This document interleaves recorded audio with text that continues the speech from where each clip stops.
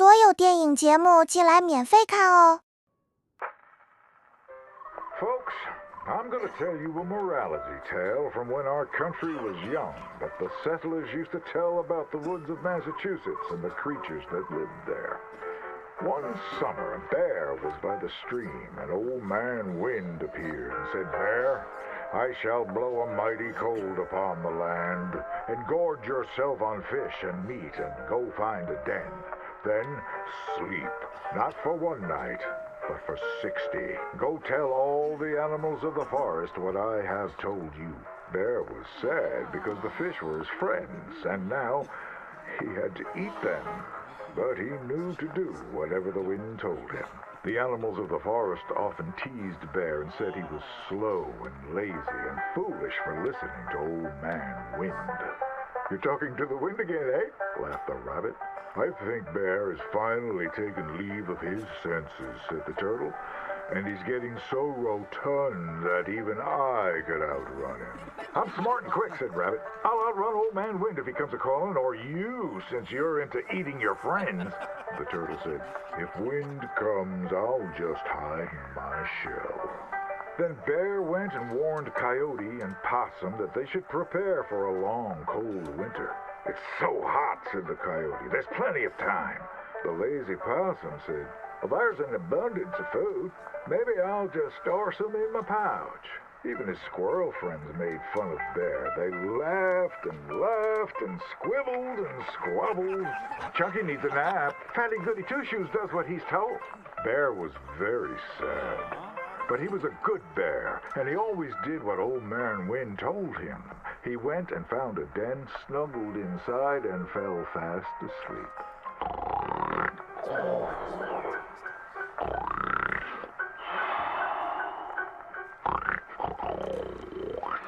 Bear snored and snored for many days. When he woke up, he saw spring had come. He was very hungry, so he walked outside.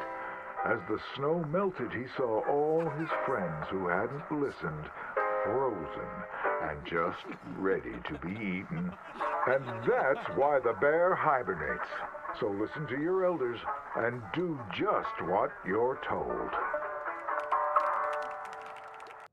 Welcome, one and all, to the remarkable example of modern entertainment at its finest. Now, most of you young'uns, I'm sure, know about our great national hero and pioneer, Josiah Blackwater. Him that gave the town of Blackwater its nomenclature. You see, only about 100 years ago, weren't nothing here but big old forest, ferocious beasts, surly savages, arid deserts, and unconquered mountains. The West, well, the whole West was untamed. Your mama probably told you bedtime stories about Josiah's many adventures. But I'm going to tell you a story you ain't likely to have heard about his possum hat. Now, Josiah Blackwater was born in the year of our Lord 1782 in a log cabin just west of Ansburg. He was a special boy. His pa gave him his first rifle when he was 3 years old. Boy, he took to it right away. He exclaimed, "There's a whole mess of critters out there in the woods that aim to eat us, so I'm going to consume them first." Yes, sir. He really took to killing all manner of things. He was such a keen shot. One morning, he was sorting up some winter turnips for the root cellar when a big old bear and her cubs came in the kitchen hunting for food. It had a mind to eat up all the jams and preserves. Josiah grabbed that bear and wrestled her to the ground and squeezed and squeezed and squeezed. He whooped the tar clean out of that big old critter. Then he tied her up and grabbed them cubs and ground them into sausages while the mama bear watched. That fine eating. His ma and pa knew right then he was cut out to be the finest wild frontiersman that ever drew breath. But first, they wanted him to get some book learning. After only 3 days of attending school, Josiah beat the living daylights out of the class bully and announced to his daddy that he was tired of ciphering and mathematics on account it's only good for adding up the number of critters or Indians you can kill. So he ran away from home and headed west.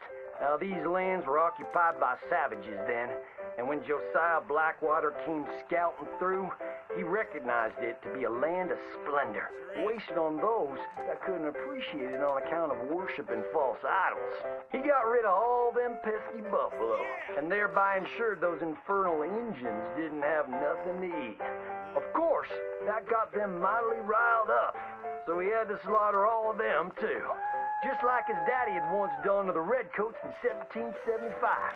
Right about that time, he met an Indian girl he took pity on account of having annihilated her family. She was 12 years old, and so he took her as his wife.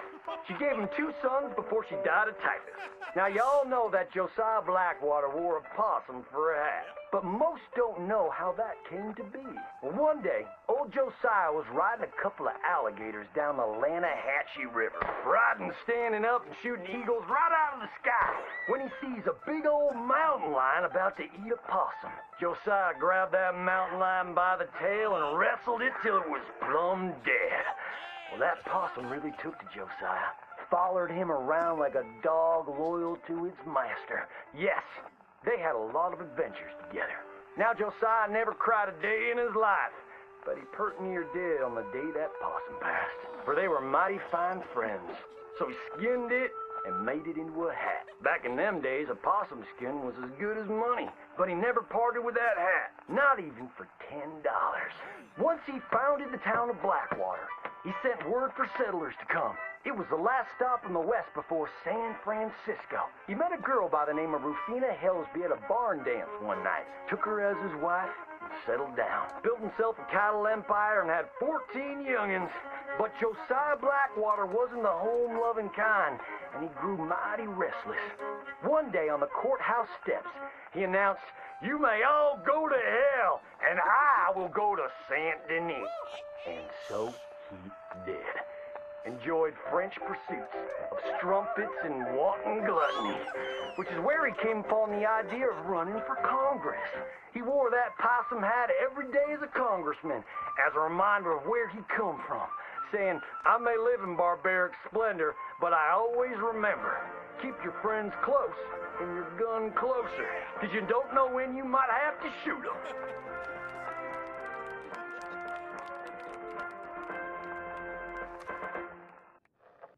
Ladies and gentlemen, I'm about to share with you one of the wonders of the age. In fact, one of the wonders of any age. Aerial navigation, or as we call it, man flight.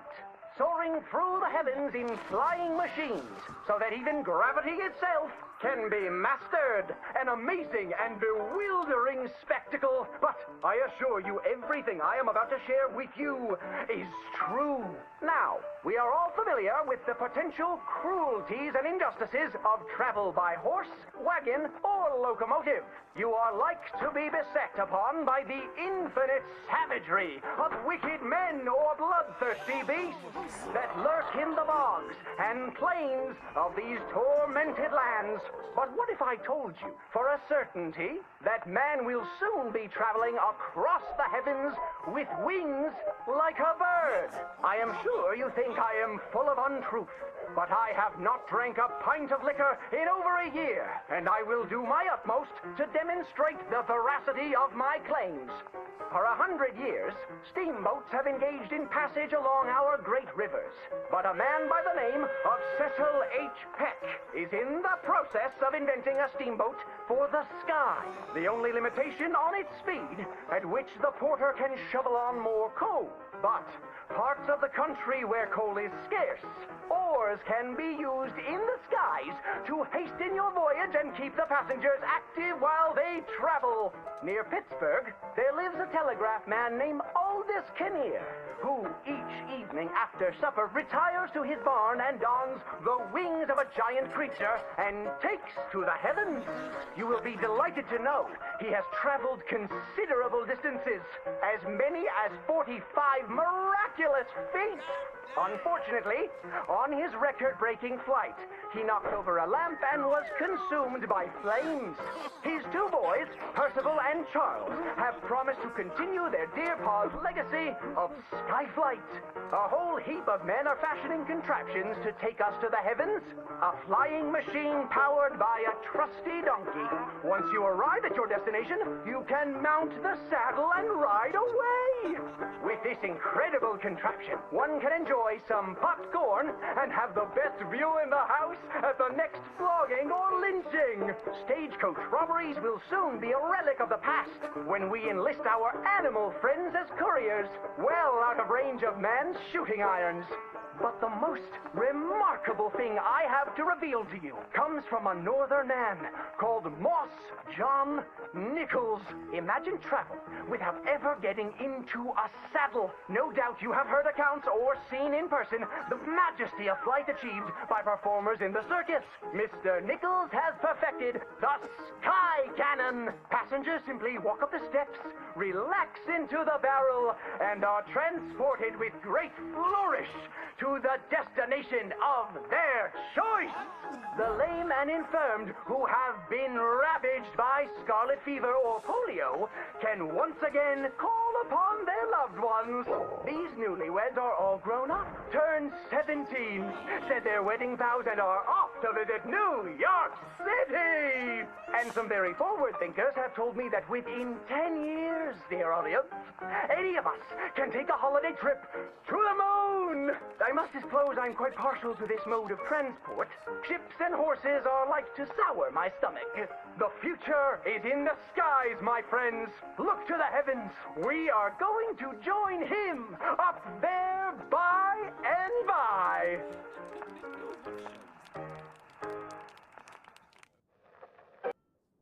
Welcome, one and all. I'm going to take you on a journey around the world to parts unseen by most men. Why, I have traversed the great lands and oceans of the globe and bring you sights and scenes from places far away. Yes, a great deal of the world is populated by unwashed savages that don't have the decency to cover their reproductive organs. First, to jolly old England. You may wonder why, when you meet a British person, they have tiny red eyes, big ears, and long noses. We can now reveal the truth. Since the opening of the Underground Railroad system 30 years ago, the entire of London has moved beneath the earth. Just think of the joy children must feel being able to play unfettered by rain or refinery smoke. They are a dignified people, living among stalagmites in their dainty hats. And they have an underground king who worships an underground garden gnome. Have any of you been to New York City? It seems like the whole world is ending up on that tiny island. Now there's Lady Liberty, a marvelous statue, to welcome all the Irish people moving to our great country after all those potato problems. They are welcomed by tourists who toss potatoes out of the head of that lady. In New York City, they are making buildings so high, one day you can walk to the moon for a picnic. Wouldn't that be grand? It's true. Now, we spoke of that unwashed statue. It was a gift from France. How do you think France paid for such a gift? Wanton prostitution? Selling of wine and horse meat? No, sir. I'm here to tell you that underneath the streets of Paris, they have discovered black gold. That's right.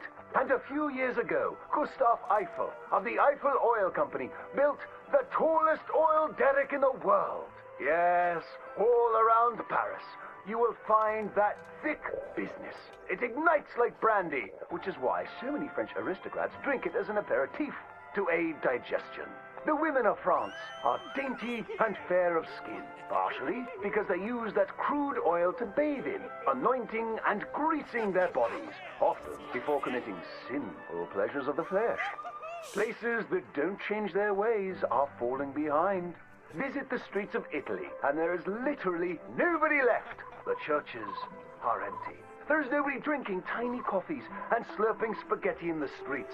The Italians have never been known for good architecture, and their crooked buildings are falling over. Where have all the hairy women and men gone? Where are them Italians? It is one of the world's great mysteries. you may have heard talk of a horseless carriage being invented, powered by whale oil, vapors, or demons. Ironically, that is a myth. What is more exciting, the Germans have developed a mechanized horse that never needs to eat or sleep. It is a marvel of invention and is intended to facilitate the German army when it invades France or Russia in their campaign to spread the gastronomical wonders of low-quality beer, sausages, and sauerkraut. They love cabbage. But other than America, where we have plenty of room, it is so crowded in Europe that they are racing to set up a new country at the North Pole where they can dine on the delicacy of frozen fish, penguins, and polar bears. Imagine a place that never gets hot. You don't sweat while toiling in the field, and ice is much cheaper there. I predict that someday people of all nations will join hands at the North Pole, wearing furs and eating fish. My next adventure will be to visit Egypt, where I hear they live in giant triangles and talk in a Chinese-like language of birds and eyes and squiggly lines. And they worship cats, which is a bit worrisome and unsavory. Thank you, ladies and gentlemen, for joining me on these fantastic journeys. Greetings and salutations, gentlefolk. This here's the story about a young couple from the village of Annisburg that was courting a few years after the Revolutionary War. Courting in the woods, as you know young people want to do. Stealing away all sneaky-like. Girl by the name of Ethel Beauchard snuck out of the parlor one evening just as soon as her mother went out to hang clothes on the line from the washing. She met up on the road by her farm with a boy by the name of Eugene Hutton. Now, the Hutton boy was an athletic chap, liked boxing, fishing, and swinging Indian clubs. It's quite singular to the story that he didn't seem all that inclined to go to war in the preceding years leading up. Well, they walked in the woods for a while. Pretty soon they lost their bearings and no longer knew the north from the south, nor east from west neither. Then they heard a low, moaning sound. What's that terrible noise? She said, all a-trim. Must be a sick calf looking for its mama. They've been known to bawl like that. Let me take a look, said Eugene. Well, old Eugene went and disappeared around a tree, came out the other side, and gave her a terrible fright. Boom! She let out a shriek, then went to chastising. You should be ashamed of yourself, Eugene Hutton, she said. Instead of giving a girl protection, you go carry on acting foolish and fresh like the Queen's prize jester. But right then and there, a chilly wind blew through and knocked off Eugene's hat. I need to get back home. My mama has a terrible temper. She's like to stomp up and down if she finds out we're missing. She is a fair, stout woman, Eugene noted. But just then, before this couple of miscreants could head home, they heard the sound of heavy wheels, groaning, and people marching. The cacophony grew closer and closer, and through the fog they could make out the shapes of ghost horses pulling spectral cannons, and dead soldiers marching as if their graves could no longer contain them, each wearing a vile red coat. You will pay for your moral transgressions, the dead soldier howled, and cut his head clean off. Miss Beauchard shrieked in horror as Eugene's head landed right in her hands, his eyes still darting about, attempting to discern what horror had transpired. Little Miss Ethel Beauchard ran as fast as she could, stumbling and getting caught on trees as she tore through the forests, terrified for her life, the dead soldiers marching after, hungry for blood. When she returned home, she told the people of the village that an army of the dead had taken Eugene within the confines of the fog. British soldiers who died protecting tyranny were rising from their graves as if to continue the fight for the demonic English. The townspeople erupted in fright and dismay until one daughter came forth and accused her of witchcraft.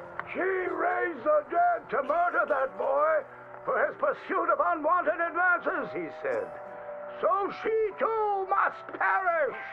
And that very night, they put her to the stake and burned her dead.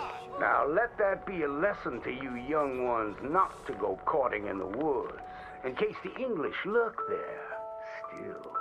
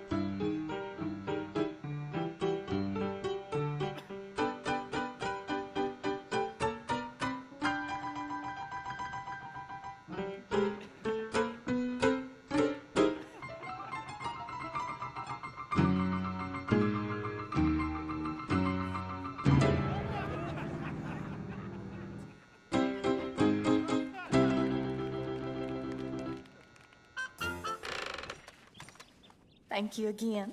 Come on in. A mystery awaits.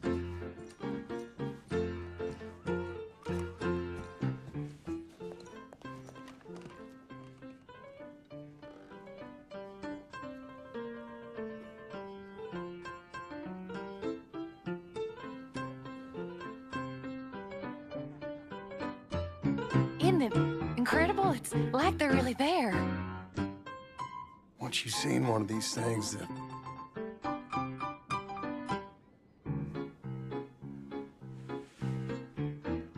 What are you doing with that arm?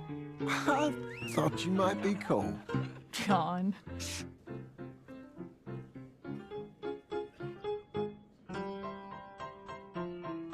Ha!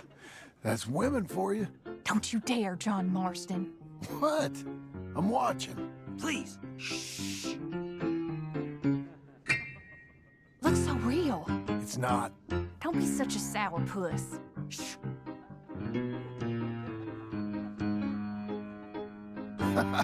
Stop it. She's a piece of work. Really? Shh.